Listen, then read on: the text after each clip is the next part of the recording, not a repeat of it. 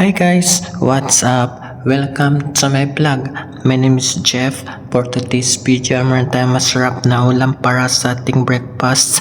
Meron tayong sarsadong fish. Hugasan natin ng maigi ang ating fish. Lagyan natin ito ng salt and pepper para magkalasa.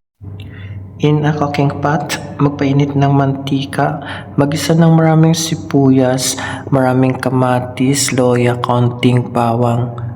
Lagad pa tayo ng konting slice of green chili, 5 parasong clove at 1 parasong bay leaf. Continue lang guys ang ating pagkikisa hanggang lumambot ang ating kamatis or lumabas ang aroma ng ating mga ingredients. Magad tayo ng konting water, depende sa atin guys. Kung gusto natin ng medyo masabaw, dagdagan na lang natin ang ating water. Magad tayo ng ating mga seasoning, yung ating mga pampalasa, oyster sauce, soy sauce, and ground pepper. Napakasarap ng ating sarsadong fish. So nagad tayo ng ating vinegar at brown sugar. Meron pa itong tomato ketchup. Continue lang guys ang ating pagluluto ng ating ginagawang sauce para sa ating sarsadong fish. While nagluluto tayo ng ating sauce, ay nagpreprito naman tayo ng ating fish. Set aside muna natin ito pag naprito na. At pag ready ng ating sauce ay add natin ang ating naset aside na pritong fish. So nilagay na nga natin ang ating pritong fish para manood ang kanyang lasa. Huli natin nilalagay ang ating slice of carrots and bell pepper.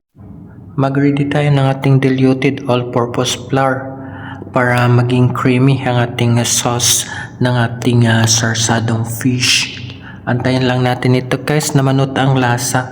Mag-ready tayo ng lagayan at transfer natin ang ating masarap na sarsadong fish.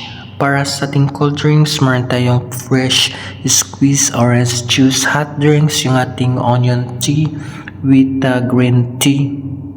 Magpapakulo lang tayo ng ating water. Lagad lang tayong slice of onion, konting loya, konting bawang, 5 parasong cloves, ground pepper, at yung ating green tea bag.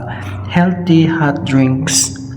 And please guys, don't forget to follow, like, comment, share. You can also subscribe too. Kain tayo guys, ready ng ating food para sa ating breakfast. Masarap ito at mapaparami tayo ng kain nito. Let's enjoy the food. And thank you so much for watching. And I'll see you guys in my next vlog.